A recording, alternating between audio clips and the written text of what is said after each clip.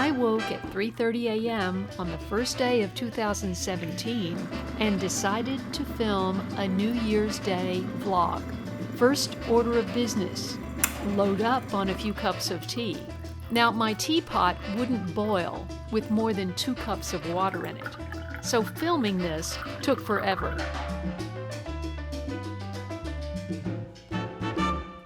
At this point, I was aware that my memory cards were full, so I had to spend some time downloading files from December. Look for my amazing purple sweet potato soup recipe. It was the best cream soup I've ever made.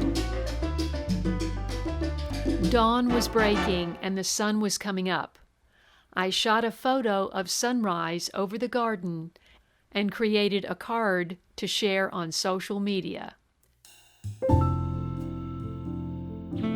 When I was caught up downloading 2016 files, I realized it was time to create a 2017 folder. The 5th time I've done this for Late Bloomer files. Next, I wrote an Empty Nesters New Year's blog for my website and shared some fond memories. By this time, my stomach was growling, and only a couple of organic pastured chicken eggs sprinkled with my fresh ground chili powder and a slab of homemade pumpkin gingerbread with raw butter would do. And more tea. Next big project was seeding my peppers and tomatoes. I'm limiting myself again to 1 tray for each. I decided to seed only in diatomaceous earth granules this year because it costs less than seed starting mix and it's very easy to use. Just rinse off the dust before you load up the cells. Seedlings only need nutrients after they get their first set of true leaves. Then I add liquid fish fertilizer to the water. Once again, I didn't have my plant tags, so I used popsicle sticks. I pushed down holes with a pencil to drop the seeds into. I seeded 16 varieties of peppers altogether.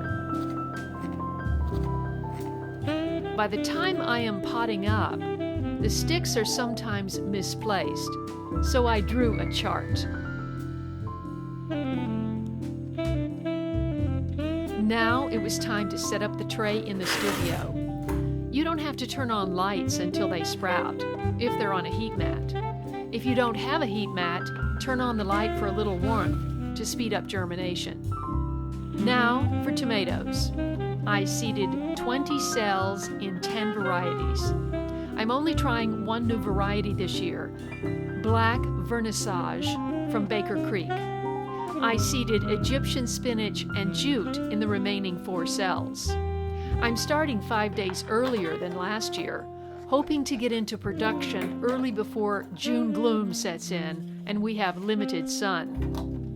Next, I put lids on my new batch of calendula Sweet Annie balm I had made the night before from my own dried flowers grown from seed.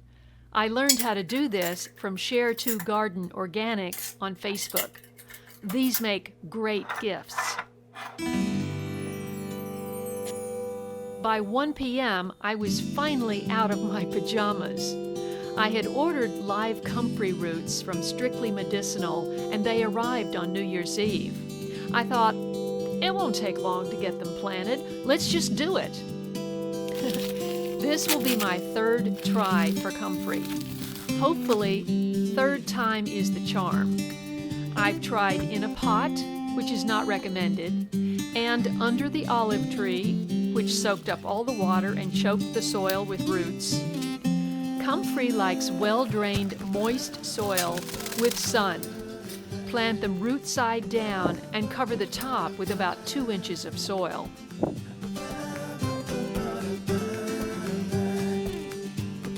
Since it was sunny and warm, I took the opportunity to film some flowers and critters.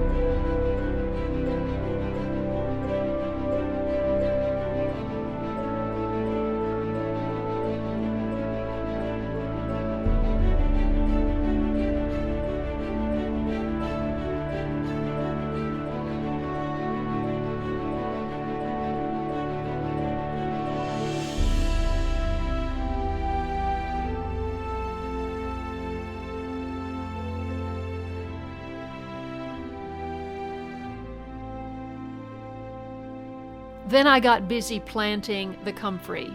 I planted them along the irrigation line in the parkway, facing the sun.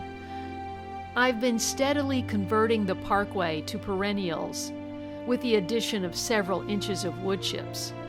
My garden doesn't get a lot of sun, but along the sidewalk on this side gets as many hours per day as any spot.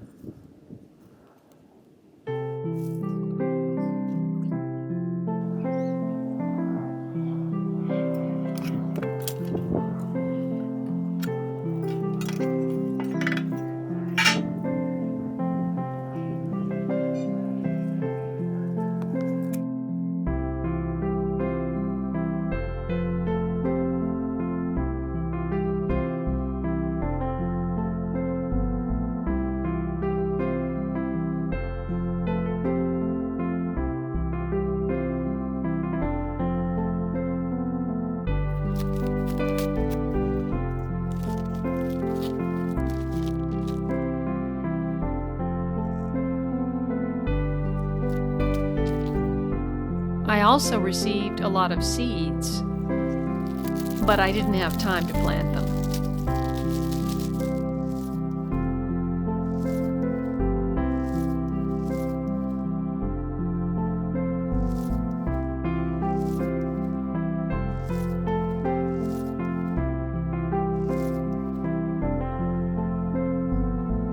Time for a quick lunch. Before I was finished, neighbor friends walked by with guests from Sydney, Australia. Kit was keen to see my garden. I gave them a tour, and then the husbands peeled off before the ladies posed for a photo.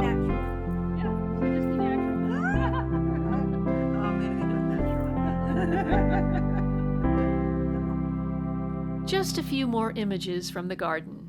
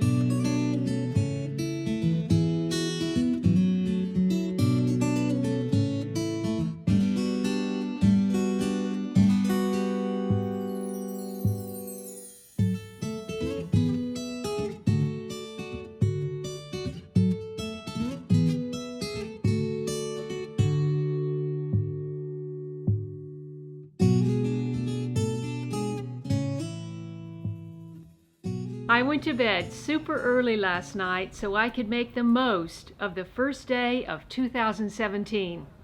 Happy New Year! Then it was a race to the bluffs to catch the first sunset of the year.